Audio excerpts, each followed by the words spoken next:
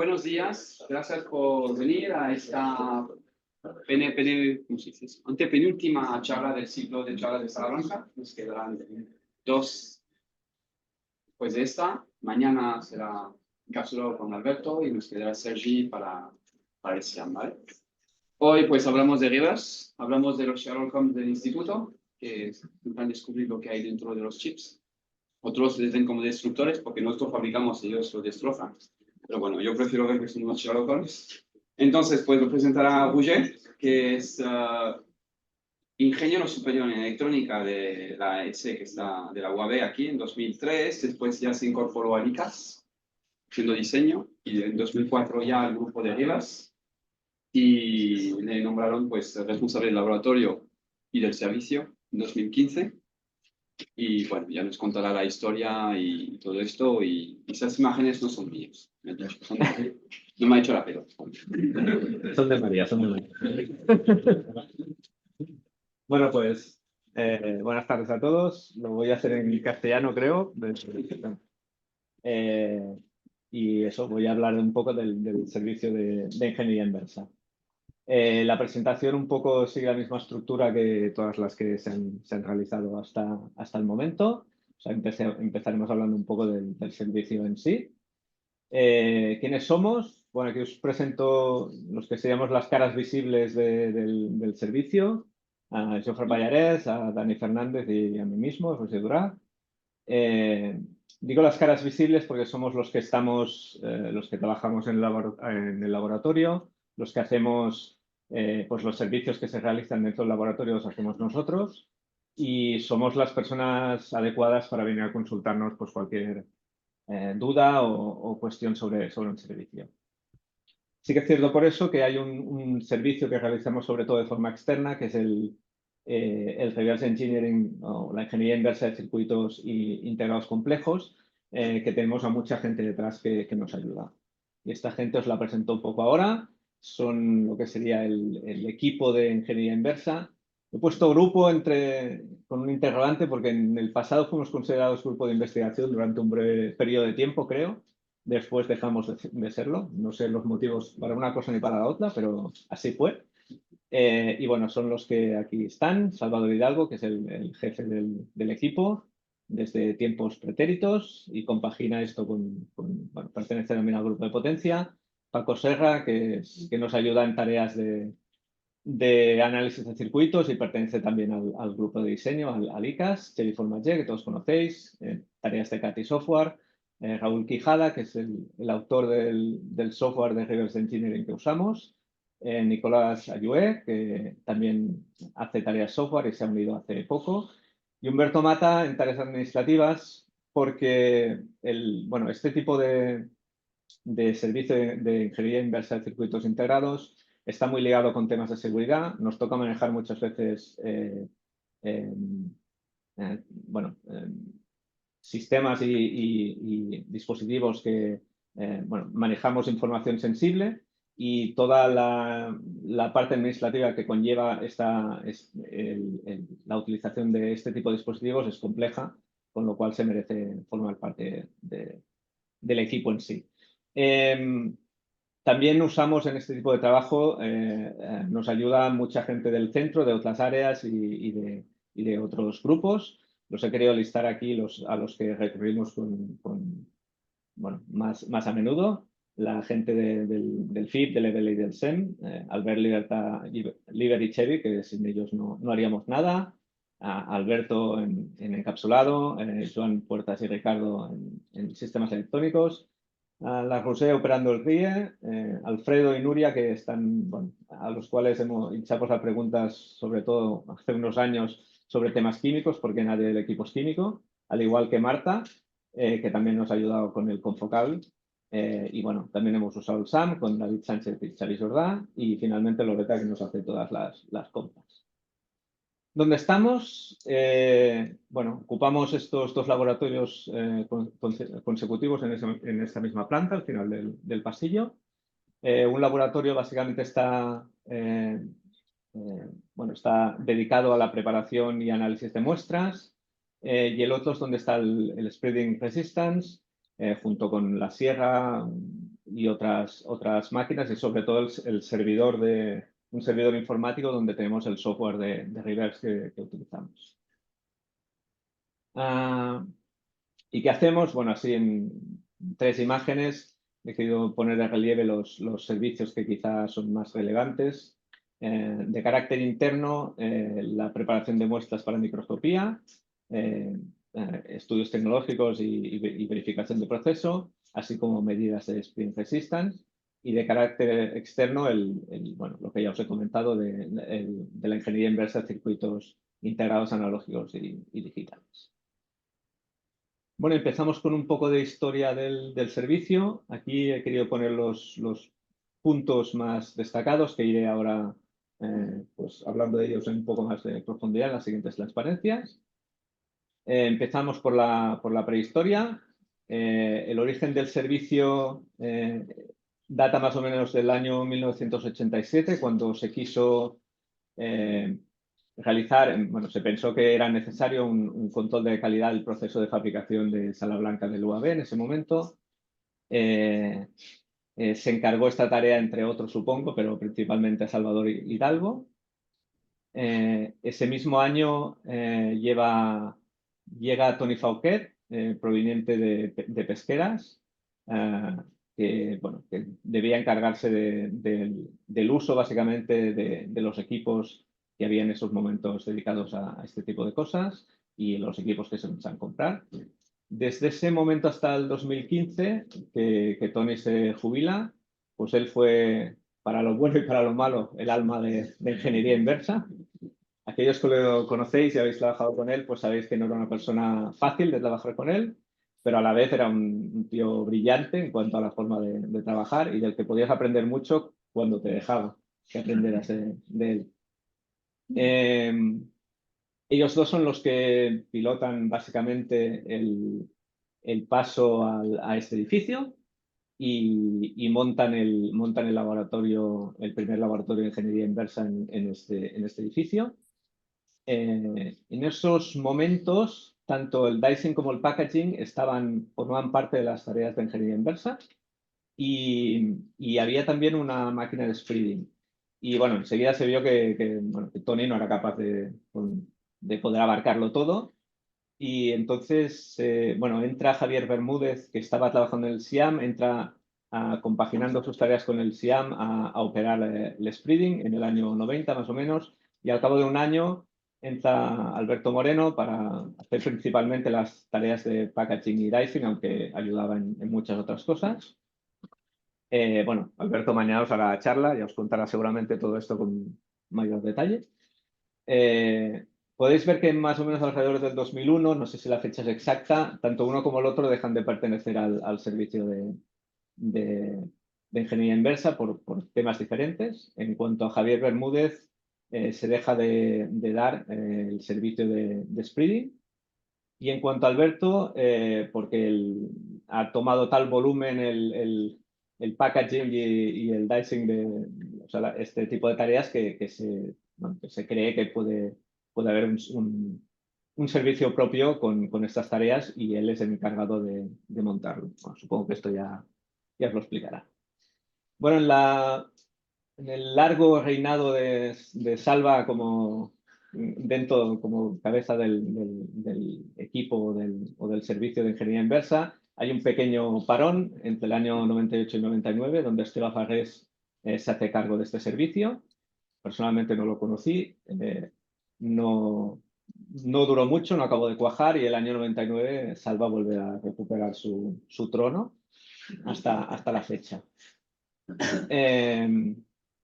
Bueno, aquí tenemos unas cuantas imágenes de procesos que se hacían en esos tiempos. Son básicamente microsecciones con estudios tecnológicos. En la tabla a modo de curiosidad data del 99 y muestra un poco todos los trabajos que se hicieron, supongo que a lo largo de ese año, para los distintos grupos de investigación de la casa. Podemos ver que se trabajaba para sensores, para optoelectrónica, potencia, diseño y en menor medida para sala blanca y se hacían trabajos externos. Y bueno, hablando de trabajos externos, empezaron muy pronto a darse en el servicio de ingeniería inversa. Ya en el año 89, si no recuerdo mal, se empezó ya a hacer análisis de fallos en componentes electrónicos para empresas externas, así como optimización tecnológica y un poco de fiabilidad.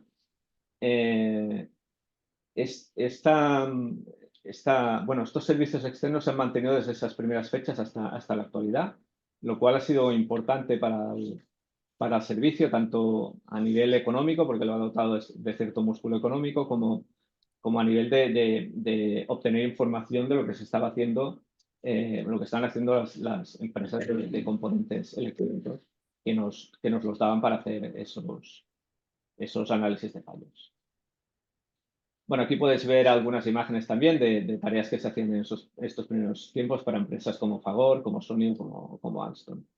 Como curiosidad, la gráfica central es un Spring Resistance con la máquina antigua, que bueno, es bastante más difícil de interpretar que lo que tenemos en la actualidad. Bueno, sobre el año 2000 se produce lo que para mí es un punto de inflexión importante en el grupo, porque hay una petición externa de realizar ingeniería inversa de circuitos complejos y hacer auditorías sobre dispositivos de seguridad. Esto implica como primer punto la incorporación de gente de diseño microelectrónico en el equipo de ingeniería inversa, porque ya no solo se trata de saber cómo está hecho un componente, un circuito, sino también de ver qué hace este circuito. A nivel también, esta petición también implica la necesidad de manejar información sensible, lo cual se traduce en que los miembros del servicio tienen que tener acreditaciones de seguridad y que los laboratorios de ingeniería inversa tienen acceso restringido. Esto a nivel de centro implica que no hay autoservicio en los laboratorios de ingeniería inversa. Bueno, la primera persona que compagina sus tareas en diseño con ingeniería inversa es Carles Ferrer, pero bueno, dura muy poco, solo un año. El asunto no acaba de ir bien, creo. Y entonces Xavi Formatger y Paco Serra se incorporan al equipo y realizan bueno, todo este primer estudio de cómo hacer este tipo de tareas que se nos pedían. Al cabo de pocos años ya se ve que esto va a tener recorrido, que son un tipo de tareas que se nos van a ir solicitando y se decide incorporar una persona a tiempo completo para hacer diseño de circuitos, para hacer análisis de circuitos, perdón, y aquí es cuando un servidor entra en el servicio en el año 2004 para hacer básicamente análisis de circuitos y ayudar en lo poco que me dejaba a Tony en el laboratorio. Las imágenes de la parte inferior cuentan un poco el proceso, cómo ha ido evolucionando lo que es la reconstrucción de circuitos digitales en este caso. En el año 2000 se hacía sobre fotografías analógicas tomadas con cámara analógica y reveladas, que se juntaban y se ponía una transparencia encima y allí se pintaban las líneas de metal y las difusiones y tal, y se intentaba extraer el contenido del circuito, las puertas lógicas y después sus conexiones. En el año 2012 esto ya se hacía con imágenes ópticas digitalizadas y ya en el 2015 con imágenes SEM y procesos automatizados. Justamente para esta automatización entró Raúl Quijada en el equipo sobre el año 2011 para hacer todas estas herramientas software para ingeniería inversa de circuitos integrados. El año 2015, coincidiendo con la jubilación de Tony, yo paso a encargarme del laboratorio de ingeniería inversa y lo compagino, digamos, con las tareas de análisis de circuitos que ya venía haciendo desde hacía años. Y Jofre Pallarès salta del grupo de ICAS también a Reverse, a ingeniería inversa, para hacer prácticamente lo mismo que estaba haciendo yo, es decir, hacer tareas de laboratorio a la vez que que hacer análisis de circuitos. Bueno, a modo de ejemplo de curiosidad, en la imagen de la izquierda se puede ver esto es un DIN A3, donde se ven muchos cuadrecitos con muchos números. Todo esto es la foto de una superficie de un circuito, y todo esto, cada uno de estos recuadritos es una foto hecha con un microscopio a mano, que después se montaban en un programa de tratamiento de imágenes. Podéis ver que hay muchas fotos, era mucho tiempo, y esto se tenía que hacer para cada capa tecnológica del circuito. O sea, era un montón de trabajo que se hacía en buena parte a mano, o de hecho prácticamente totalmente a mano. Después del proceso, las imágenes de la derecha explican un poco el proceso de reconstrucción, también cómo se hacía antiguamente. Son de un caso distinto, donde podemos ver que sobre lo que sería la imagen o la fotografía de donde están las puertas lógicas identificadas, se sobreponen las diferentes capas metálicas, y se intenta ver cómo está conectado todo para extraer la funcionalidad. También he querido poner un ejemplo de lo que se consideraba auditorías de seguridad. Este es un caso típico de lo que se nos pedía y se nos sigue pidiendo, que es conseguir saltarse la protección de un circuito teóricamente seguro. En este caso, bueno, se hacía un análisis, se determinaba mediante este análisis qué acción había que tomar, y en este caso se trataba de ir al FIP ya en el año 2008 para hacer una edición de circuito, cortar unas pistas, abrirlas en otro sitio y conectarlas, en este caso, a tierra.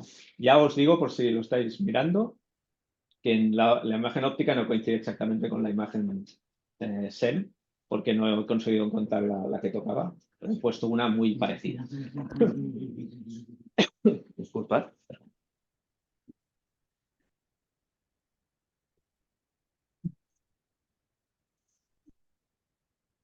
Bueno, siguiendo sobre el año 2018, digamos, el equipo de ingeniería inversa ya tiene casi 20 años de experiencia en la ingeniería inversa de circuitos digitales, y también lleva ya años participando en meetings internacionales con gente de otros países que hace cosas parecidas a lo que hacemos en este ámbito. Básicamente son grupos de Digital Forensics, que se llama. Y bueno, se empiezan a establecer conversaciones para intentar acceder a proyectos europeos. Y se monta en este consorcio el proyecto X-Files, que se intenta, se pide este proyecto. En el 2019 se rechaza, y en el 2020, con algunos retoques, se vuelve a presentar para hacerlo el 2020 y se concede. Aquí hay que dar mucho crédito a Jofre, que es el que puso las ganas y el empuje para entrar aquí, después el que se comió la mayoría de reuniones y trabajos para conseguirlo. Pero bueno, en todo caso, este proyecto acaba siendo un éxito, tanto a nivel de resultados como a nivel de la interacción entre los diferentes grupos que estamos metidos en él, y se decide prolongar digamos, hacer ir a otro proyecto, que en este caso es el Forest. Y paralelamente a ello, nosotros, que nos gusta la marcha, intentamos también conseguir otro proyecto que se llama Hartroid, que cambia un poco, está basado en la localización de troyanos hardware en circuitos digamos, grandes y de tecnologías más o menos novedosas. Curiosamente, se nos conceden los dos, lo cual nos plantea un problema grave en cuanto a la capacidad del equipo de poder llevarlos a cabo, y por este motivo entran a formar parte del equipo Dani Fernández y Nico, que nos ayudan tanto en tareas de laboratorio como en llevar adelante estos proyectos. Quiero matizar que en Hardtroy no somos un partner directo porque es un call enfocado a pequeñas empresas, pero sí que somos, digamos, estamos subcontratados por todas las empresas que participan en él. Internamente estamos considerados un partner más, pero formalmente no lo somos, lo cual de hecho nos ahorra mucho papeleo, lo cual bueno, ya está bien. Solo quería mostrar un pequeño ejemplo de un caso exitoso dentro del proyecto X-Files, que es la extracción de la memoria ROM de un chip que pertenece a un smartphone. En este caso, bueno, se realiza o sea, se ataca, digamos, el dispositivo por el backside, se elimina el silicio del bulk mediante bueno, una fresa, bueno, no es bien una fresa, pero bueno, se hace mecánicamente hasta que quedan pocas micras, entonces se hace un ataque químico y podemos ver esto va así, sí. Podemos ver aquí la imagen que queda en la apertura del circuito después de hacer un ataque químico. A partir de ahí vienen etapas de RIE, etapas de pulido, etapas de, de ataque químico húmedo para conseguir dejar esta memoria, que es la que nos interesaba, en el punto donde está el contenido de la memoria ROM. Entonces ya toca hacer imágenes con el EBL, con el IBIM de sala blanca, y donde ya se pueden ver, digamos, lo que serían los unos y los ceros, y con un software que tenemos, extraer el contenido de esta memoria. Bueno, y con esto llegamos al presente y vamos a hablar un poco de los servicios que ofrecemos en la actualidad en ingeniería inversa.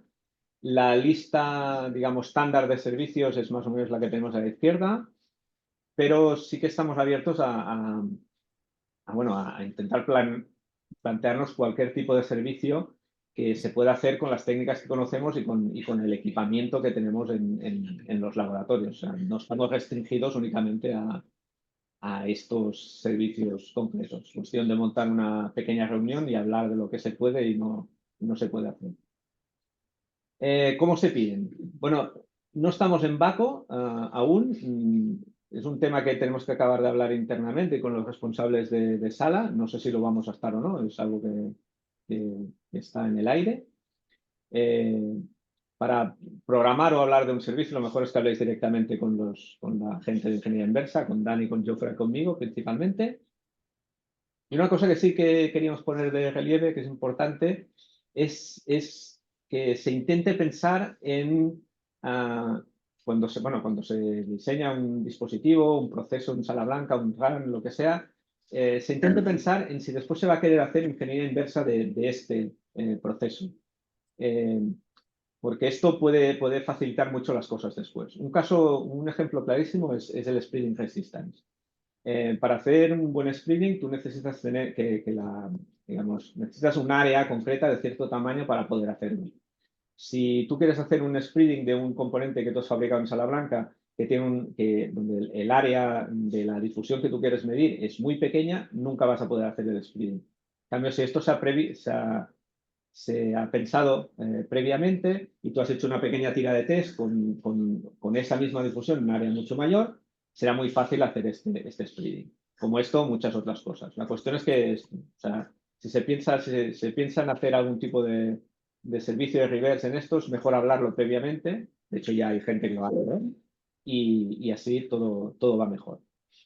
Recordar aquí que los laboratorios de reverse son de uso restringido por el tema de la información sensible que manejamos. Hemos tenido también evidencias criminales, con lo cual hay que mantener una cadena de custodia muy estricta. Y finalmente decir que actualmente los servicios internos no tienen carga económica. Se hace una valoración económica, pero no se carga a posteriori el precio que sea en el proyecto que toque. Para hacer una solicitud se hace a través de la intranet, a través de Surveys, Ingeniería Inversa, Nueva Solicitud. Aquí tenéis que, bueno, cumplimentar esta pequeña hoja, donde agradecemos que se ponga una pequeña descripción y si puede ser una imagen con, qué sé, con la línea de corte donde se quiere hacer una microsección o el perfil de dopaje esperado en un speeding, cualquier cosa que, bueno, que nos facilite el trabajo. Como decía, será una valoración económica que deberá ser aprobada por el responsable del proyecto en el que se cargue esta valoración económica, pero una vez esté acabado no vamos a facturar el servicio. O sea, actualmente están libres de coste. Y bueno, empecemos a hablar de los servicios propiamente. Hacemos deposición de carbono sobre muestras no conductivas para poder tener buenas imágenes SEM. Esto lo hacemos con esta evaporadora de carbono de pequeño formato que tenemos en el laboratorio. Bueno, las características están aquí listadas. Yo pondría de relieve que por un lado tiene un cristal de cuarzo con el cual se mide, o sea, se va monitorizando el espesor del carbono que se va depositando. Y por otro lado, que es capaz de depositar una capa de unos 10 nanómetros de carbono en menos de media hora. Lo cual es, bueno, un tiempo corto y con 10 nanómetros de carbono ya se pueden tomar imágenes fantásticas. Cuanto al tipo de muestras que se pueden poner en esta evaporadora, bueno, el stage es de 100 milímetros, de 10 centímetros, pero en ese agujero en medio es donde va el cristal de cuarzo para hacer la monitorización de la capa que se deposita de carbono, con lo cual digamos que las muestras quedan fijadas a un tamaño máximo de 3,5 por 3,5 centímetros, en el caso de ser cuadradas, pero bueno, se pueden poner, creo que caben 3 slides del microscopio con muestras encima. Incluso se podría poner una oblea de 100 milímetros, pero entonces tendríamos que quitar el cristal de cuarzo y no, digamos que no tendríamos la monitorización de la grosor de la capa que se pone, pero bueno, si usas el mismo proceso que has usado otras veces que lo has monitorizado, pues más o menos va a ser muy parecido. Tanto para Sofra como para mí, que son los que generalmente hacemos este servicio, es muy fácil, bueno, más que muy fácil, muy rápido hacerlo. O sea, preparar la máquina nos cuesta alrededor de 5 minutos, con lo cual, y después ya lo hace todo ella. Con lo cual, lo mejor es que primero tengáis ya la cita con el SEM y una vez tengáis esta cita nos digáis, oye, tengo tal día voy al SEM, entonces hacéis la petición formal a través de la intranet y ese mismo día o el día antes os haremos la deposición y así se evita cualquier tipo de degradación de este carbono. Bueno, en cuanto al equipo de spreading, en el 2023, si no me equivoco, con fondos FEDER se adquiere el SRT 2100, que básicamente es una máquina para hacer spreading resistance, mucho más automatizada que la anterior que había habido en el centro. Esto permite hacer, bueno, pues perfiles en profundidad de resistencia, resistividad y densidad de portadores, bueno, su función principal, también puede hacer otras cosas. Quiero aprovechar aquí para decir que tanto Dani, que es el operador principal de este equipo, como yo, que lo ayudo cuando hay mucha carga de trabajo, no somos tecnólogos, tampoco somos expertos en perfiles, ni en procesos térmicos, ni tal. Nosotros sabemos hacer la preparación de muestras, sabemos calibrar el equipo y sabemos hacer las medidas. Pero siempre pedimos a la persona a quien haya pedido el servicio que esté con nosotros a la hora de hacer el análisis de los datos que se extraen. Porque digamos, no es directo, no te sale directamente la curva, sino que tú tienes que fijar ciertas cosas donde hay zonas N, donde hay zonas P, donde hay... Y todo esto quien lo conoce mejor es la persona que ha diseñado lo que sea que se esté midiendo. Bueno, aquí hay esquemáticamente cómo funciona la técnica del spreading.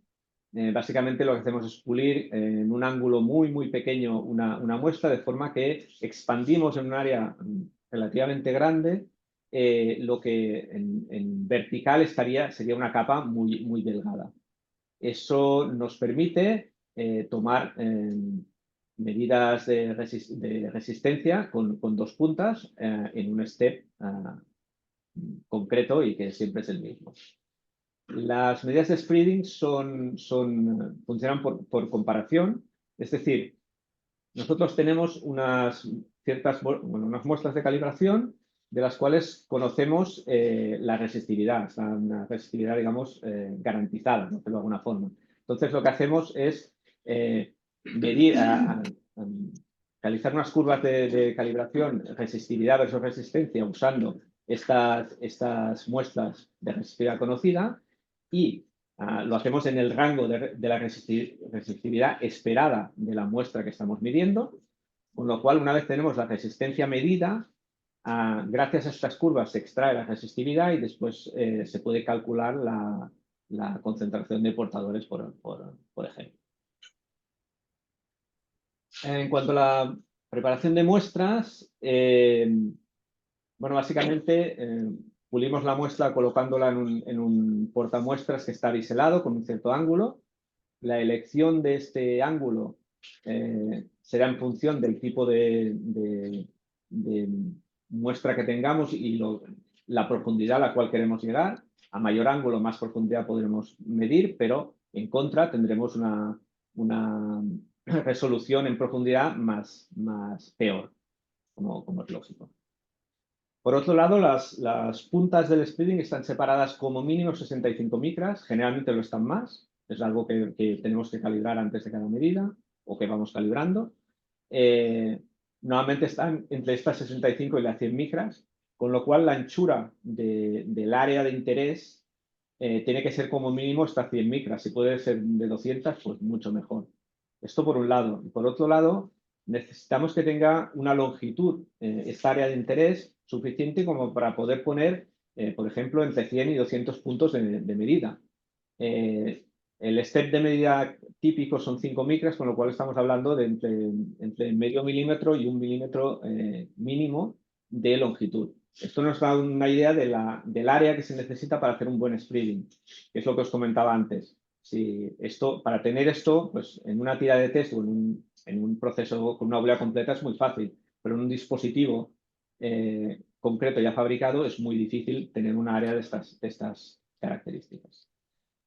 Finalmente, bueno, decir que el tamaño máximo, más o menos, que se puede poner en uno de estos portamuestras biselados es de alrededor de 10 por 10 milímetros. Aunque si son más estrechos, mejor, porque el frente de pulido será menor y el tiempo de pulido será también más rápido. Nuestra muestra ideal es de 0,5 centímetros por 1 centímetro. Esto sería como la muestra estrella, por decirlo de alguna forma.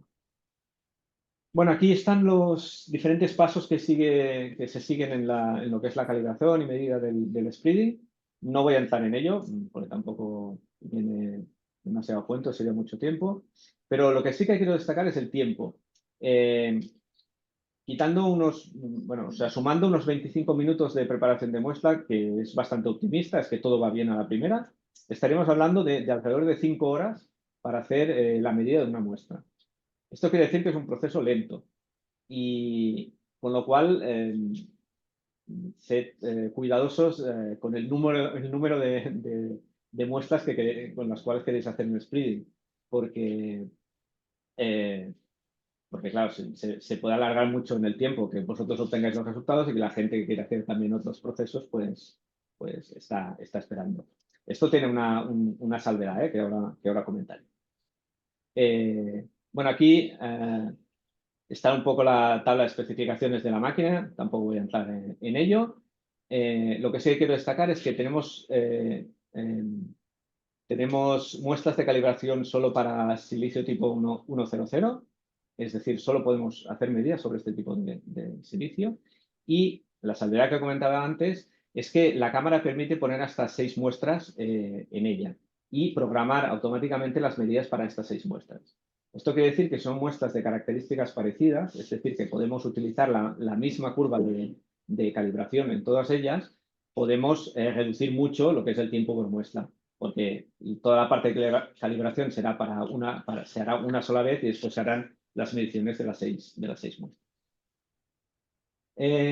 Las imágenes que tenemos aquí a la derecha son imágenes del software donde vemos unas muestras se están midiendo para dos ángulos, digamos, muy dispares. El de arriba es un ángulo muy pequeño, de solo 10 minutos, y el de abajo es un ángulo ya más grande, por lo que sería un spreading, de 2 grados, 58 minutos y 14 segundos.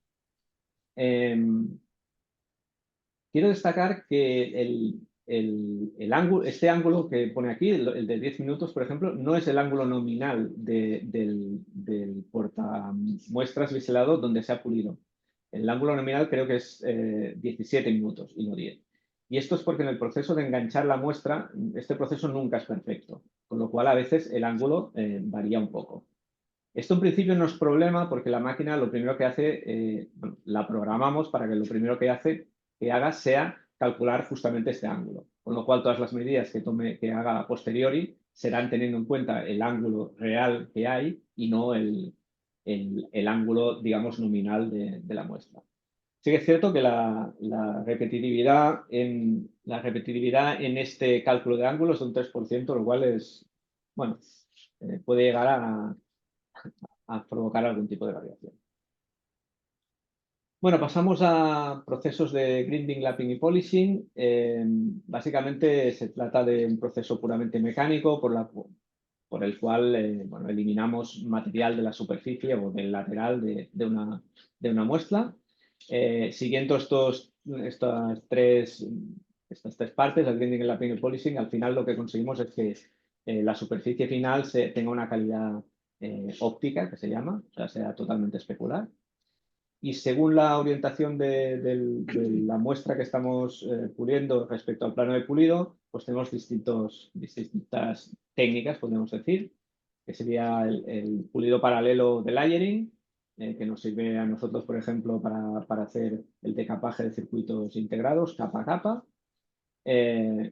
Podemos, en el caso de que sea transversal, el plano de pulido respecto a la superficie de la muestra, tenemos una microsección clásica para hacer estudio tecnológico, etcétera, etcétera. Y si dotamos de un pequeño ángulo, lo que permite esta pulidora de precisión, permite hacer este tipo de cosas. Bueno, no lo he dicho, tenemos una pulidora de precisión que permite hacer todo esto en el laboratorio. Pues poniendo un pequeño ángulo, lo que podemos tener es varias capas de un mismo dispositivo o circuito en un plano de pulido, con lo cual podemos hacer también un estudio tecnológico de cómo son las diferentes capas.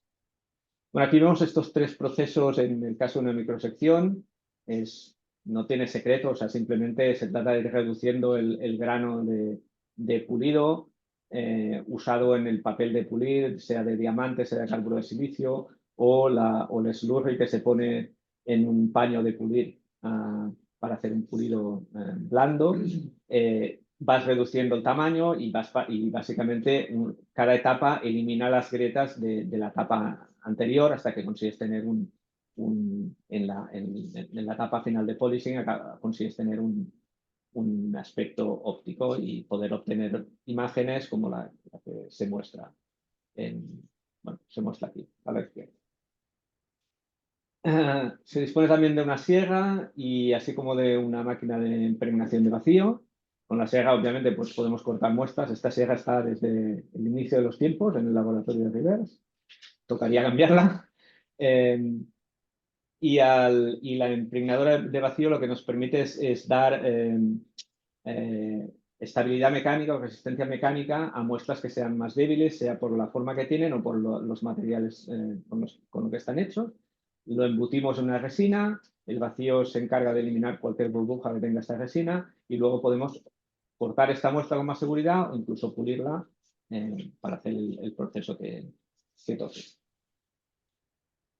Pasemos al desencapsulado no destructivo, que es otro de los servicios que ofrecemos.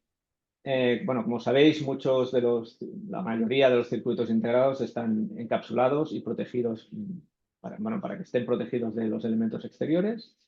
Esta técnica lo que pretende es conseguir poder observar la superficie del circuito integrado, abriendo el encapsulado, pero manteniendo obviamente la integridad del circuito integrado y a la vez la capacidad del encapsulado de comunicarse con el exterior. Es decir, que si está que podamos ese encapsulado ponerlo en una PCB y que siga funcionando pese a que estamos viendo la superficie del chip abierta. Esto, por ejemplo, bueno, un caso muy evidente es para grupos de potencia que nos lo piden para hacer termografía, manteniendo activando eléctricamente un componente. Esto es lo que vemos en estas imágenes. Hay diferentes técnicas para hacer el desencapsulado no destructivo. Nosotros generalmente pedimos que se nos dé más de una muestra para poder hacer los test necesarios que tenemos que hacer para poder decidir cuáles técnicas mejor aplicar, para tomar ciertas cotas, para estar seguros a la hora de hacer las cosas. Si realmente tenemos una sola muestra, todo ello es difícil. Generalmente empezamos abriendo una cavidad en el encapsulado y para eso utilizamos la XPrep, que es otra máquina que tenemos en el laboratorio. Esta máquina es una especie de Dremel de alta precisión con las características aquí listadas. Y bueno, esto nos permite abrir una cavidad hasta prácticamente llegar al dado de silicio. Obviamente para ello hemos tenido que estudiar cómo es internamente este encapsulado, por ello lo de tener más de una muestra.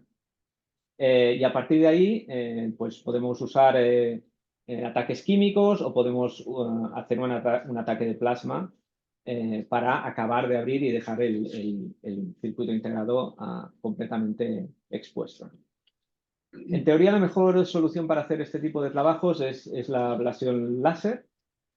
Nosotros no tenemos ningún equipo que permita hacerlo, pero bueno, puede ser que con el PERTE se consiga uno, porque hay mucho interés por parte de grupos de potencia en disponer de un equipo de este estilo y bueno, si es así, pues bienvenido sea. Bueno, llegamos a la ingeniería inversa, el servicio de ingeniería inversa de circuitos integrados analógicos y digitales. Como ya he comentado, es el principal servicio que damos de forma externa. Disponemos de un software que nos permite desde imágenes SEM hacer el stitching de todas estas imágenes, segmentarlas, convertirlas a polígonos, jugar con todas estas capas, ponerlas una encima de la otra, alinearlas, pasar de una capa a otra y otros softwares que nos permiten reconocer y identificar puertas lógicas de forma automática en circuitos digitales. Lo que vengo a decir es que tenemos ya muchas herramientas de forma que tenemos el proceso bastante automatizado.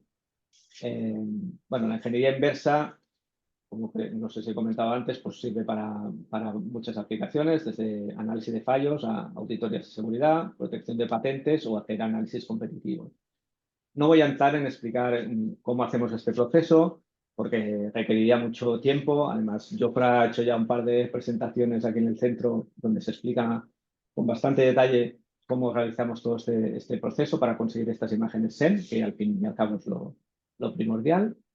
Lo que sí que haré es mostrar unos cuantos ejemplos de trabajos que se obtienen al hacer estas técnicas. Aquí, por ejemplo, podemos ver lo que es un análisis, un decapado completo de un circuito integrado. En este caso es un nodo tecnológico de 130 nanómetros con 6 metales y 2 polis. Vemos bueno, que está en cada uno de los metales, metal 6, metal 5, metal 4, metal 3, metal 2, metal 1, polisilicio y componentes o difusiones. Es decir, aquí tenemos todas las capas tecnológicas del circuito. Y pues en este momento, a partir de aquí, si quisiéramos hacer el reverse engineering de una parte o de la totalidad del circuito, pues ya se trataría de hacer imágenes SEM y empezar un proceso largo de análisis con todo ello. Otro ejemplo que quiero mostrar es también una auditoría de seguridad. El objetivo es el mismo que en esa que os planteaba, que os comentaba cuando hablamos de la historia del servicio. También se trata de desproteger un chip de seguridad que está protegido, pero en este caso usamos la técnica del contraste de voltaje, que me parece una técnica interesante de comentar. En este caso hacemos un desencapsulado no destructivo del chip objetivo. Y después, cuando tenemos la superficie a la vista, se hace un proceso RIE, con lo cual dejamos las pistas del metal superior al aire. Todo esto manteniendo la integridad del circuito, es decir, el circuito sigue funcionando. Con ello ponemos el chip dentro de un SEM, de manera que nos podemos seguir comunicando con él a través de un cable que pasa por un pasamuro. Liber y Chevy ya están hartos de nosotros cuando les planteamos este tipo de experimentos porque es complejo montarlo. Y entonces, observando el chip con el SEM a muy bajo voltaje, mientras lo estamos haciendo funcionar, se produce un efecto muy curioso.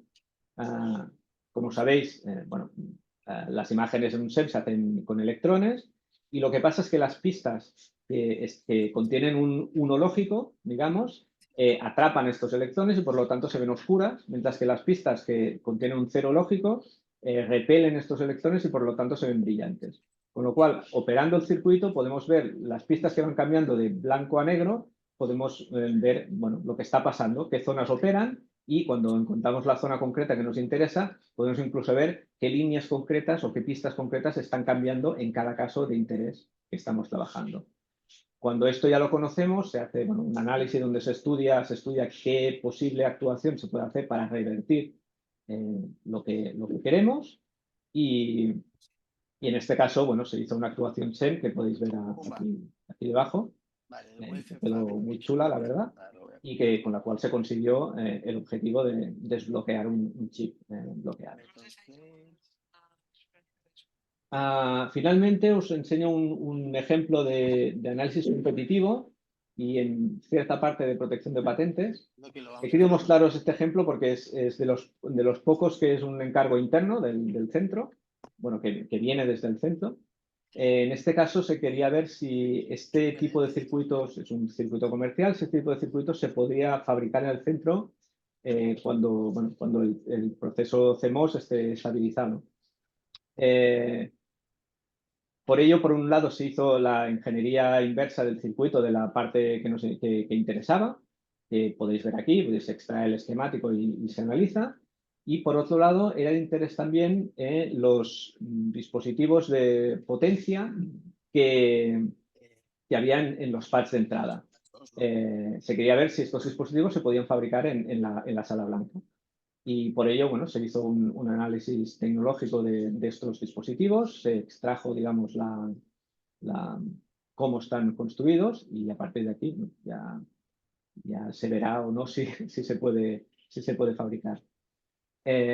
Comentaba el tema de la patente porque, una vez tú has extraído el esquemático y sabes cómo son los transistores de potencia, etcétera, etcétera, tú puedes consultar si existe alguna patente que proteja todo esto por parte de la persona que comercializa este dispositivo. Si no existe, pues sabes que no estás infringiendo ninguna patente si haces algo similar. Bueno, ya llegamos al último servicio que ofrecemos, un servicio muy novedoso porque, de hecho, lo presentamos aquí, porque es gracias a un microscopio digital que nos ha llegado hace muy poco, con el cual aún estamos trabajando con él y nos vamos familiarizando. Es un microscopio digital de mucha resolución que tiene un stage X y Z totalmente motorizado, muchos modos de imagen, permite rotar todo el cabezal, con lo cual puedes tomar imágenes de tu muestra desde distintos ángulos y de una distancia de trabajo muy alta. Y lo que de cara al servicio creemos que es importante es que tiene un software automático para hacer stitching tanto en 2D como en 3D. ¿Esto qué permite? Pues hacer, por ejemplo, composiciones de imágenes de mucha resolución en muestras planas. Esto es un mosaico, si no me equivoco, de 9 por 9 imágenes de mucha, bueno, de buena resolución. La imagen total tiene 400 megapíxeles. Está, digamos, enganchada perfectamente y si hacemos un zoom en cualquier parte del circuito se puede ver que realmente la resolución es muy buena. Esto puede ser creemos que puede ser de interés. Y de la misma forma, también se pueden hacer imágenes de dispositivos que no son planos, que tienen distintas alturas, gracias a que la Z del microscopio también está monitorizada. Esto es lo que popularmente se llama como la técnica del focus star. Lo que haces es, tú defines una altura máxima y una altura mínima de imágenes y hace pues, muchas imágenes entre estas dos alturas, mira en cada imagen qué es lo que está enfocado y luego te monta una única imagen con todas las partes enfocadas de cada una de estas imágenes que ha hecho. El resultado final es una imagen, digamos, que está toda enfocada de un dispositivo que tiene diferentes alturas. Esto también se puede hacer en forma de mapping, es decir, podrías coger una muestra para hacerla con más resolución, hacer una muestra, hacer un mosaico de 3 por 2 imágenes y que en cada imagen te hiciera pues 20 steps en el eje Z, con lo cual tendrías que multiplicar por estas 3 por 2 por 20 y el software es capaz de juntar todo esto y acabar generando una imagen. Bueno, aquí sabéis que en el centro Alberto hace imágenes de este tipo de mucha mejor calidad y mucho mejores. La diferencia está en el tiempo. Hacer esta imagen pues puede costar ver cómo la pones y hacerla, pues 5 minutos y Alberto seguramente se estaría unas cuantas horas para hacer una imagen que sería mucho mejor. Pero bueno, aquí está. Otra cosa que permite también esta existencia de este focus stack y de poder ver en qué punto está focalizado todo es hacer imágenes 3D. Si tú sabes en qué punto has enfocado cada imagen, puedes reconstruir una imagen 3D de lo que tú estás fotografiando. Y esto entonces te permite pues, medir alturas y medir distancias en lo que sería una imagen 3D. Esto vendría a ser un confocal con no tanta resolución y mucho. Y bueno, y hasta aquí lo que son los servicios que prestamos y vamos un poco a comentar lo que esperamos poder hacer en un futuro. A través del PERTE-Chip, nosotros desde Ingeniería Inversa estamos muy interesados en un equipo de Broad Ion Beam Etching. Básicamente porque las técnicas que usamos actualmente en circuitos integrados de última generación, los nodos por debajo de los 21 nanómetros, no son útiles. Quizás sirven para pequeños trozos, pero es imposible hacer áreas grandes con estos nodos tecnológicos modernos, con las técnicas que estamos usando actualmente. Los principios del Ion Beam Milling son, bueno, no os contaré nada que no sepáis, pero bueno, lo que se hace es bombardear el objetivo o el target con iones de alta energía y la gracia es que se remueve, o sea, se va eliminando material con una precisión de Armstrong y a la vez de una forma muy homogénea en toda la superficie. Y esto es justamente las características que para nosotros son claves a la hora de hacer un decapado de un circuito integrado. Se suma además la característica de que modificando el ángulo de incidencia del haz de iones, puedes modificar la selectividad. Y esto implica, desde nuestro interés, que en un circuito integrado, donde por ejemplo en una capa tienes a la vez óxido de silicio como aislante y cobre como material conductor, tú puedes llegar a encontrar un punto de inclinación de este substrato en el cual la velocidad a la que se graba el cobre y se graba el óxido de silicio es la misma, con lo cual se produce un grabado completamente uniforme, O por contra, puedes fomentar que la selectividad sea muy alta, con lo cual estarás grabando, por ejemplo, solo el óxido de silicio o mayormente el óxido de silicio, y en cambio el cobre te quedará sin grabar de una forma tan notable. Bueno, quiero comentar también que este equipo es de interés por otros grupos de la casa. Se hicieron varias reuniones previas donde presentamos este equipo y queríamos saber si otra gente podía estar interesada en las cualidades que ofrecía. Yo entiendo que la capacidad que tiene de grabar prácticamente cualquier material puede ser muy interesante para el centro y para cualquiera que trabaje con capas delgadas.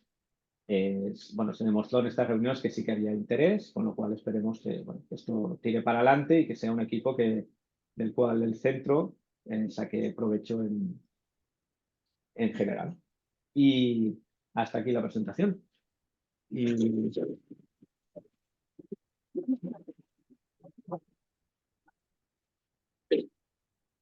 No sé cuánto he estado, pero creo que ha sido un poco largo. Una hora, ¿verdad? Perdón. Muchas gracias, Jorge. Ha sido muy exhaustivo. ¿Alguien tiene preguntas? Miguel. Hola. Resolución y rango del último, del Hostia, me vas a pillar, porque no. Grosso modo, no. Que sea órdenes de magnitud. Pero Del IOM, ¿cuánto puede llegar a grabar el material y con qué precisión más? La precisión es a nivel de Armstrong, o sea, es muy controlable. La cantidad de material es un proceso lento, ¿eh? O sea, la verdad es que no me sé la... Estamos hablando de nanómetros, decenas de nanómetros, centenares de nanómetros. Nanómetros minutos. Sí, nanómetros minutos, sí, seguramente. ¿Eran minutos? Sí. No es para micras, pero sí es una capa nanométrica o 100 nanómetros, creo que...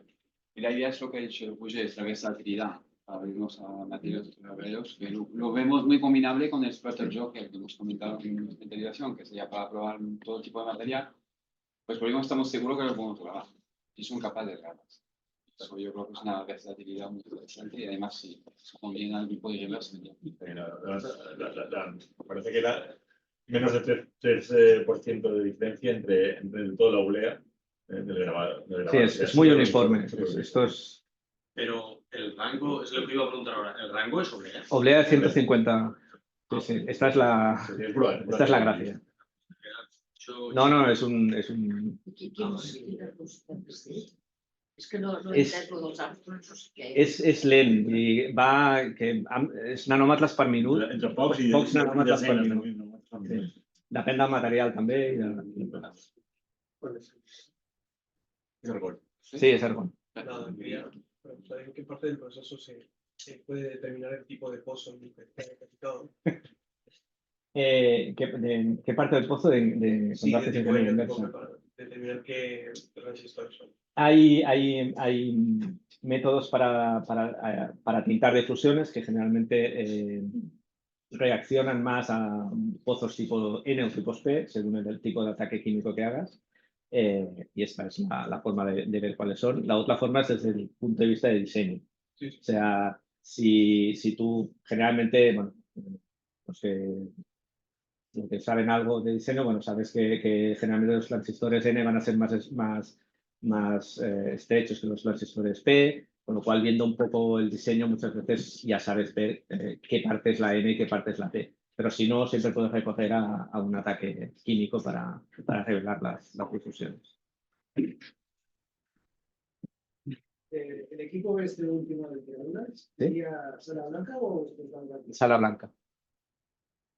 Sí, sí. Sí, sería otro servicio. Al final, sí, bueno, tenemos que hablar.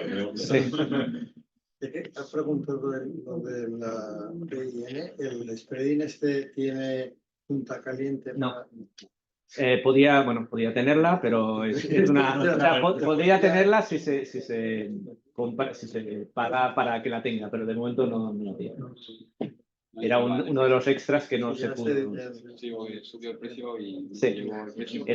Yo creo que fue una buena adquisición. Quina responsabilitat anau pot ajudar. ¿Has dicho 10 a 11? Sí, 10 a 11 creo que sí. ¿Te gustó la... la taula, la memòria del museu. Serà 11 euros. Aquí ho tens.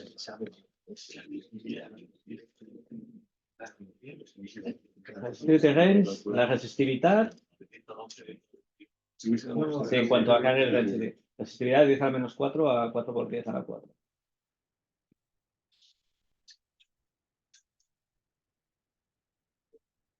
Se puede dejar por la noche. Sí, sí, sí. Sí, de hecho ya... No cal estar allà mirant, no. No. Però bueno, tots els steps de preparació n'hi ha molts que requereixen anar-ho mirant. Llavors, un cop ja ho tens tot a punt, llavors hi ha, per exemple, un procés d'estabilització que dura al voltant d'una hora i mitja, que evidentment tu el poses a fer i te'n vas. Però clar, ha de passar aquest procés d'estabilització. ¿Student Assistance funciona para algún servicio? No. Puede funcionar, pero no puede Sí. funcionar, pero no tenemos. De calificación. No només la calibració, en aquest cas és més complicat. Has de fer bastantes més... Si el tema, per exemple, de que pogués funcionar amb substrats 1 seria només un tema de comprar el substrat de calibració. Però per tema de carbó de silici seria més complex. Això, sí. ¿Más preguntas? No sé si tenemos preguntas online, si había. Los he dormido. No. Las fotos chulas tampoco son todas si la queremos. Sí. ¿Cuál es la resolución del microscopio en altura? Para comparar con foto. Hòstia, m'has pillado. No ho sé. Resolució en altura. Es veien micres. Sí. Sí, más micras. No puedes medir una capa de 100 nanómetros. No, de coña. No, No, el confocal, ya lo he dicho, es como el confocal, pero con mucha menos precisión, ya lo he Y dicho. el nuevo es... Muy bueno. Vale, pues muchas gracias.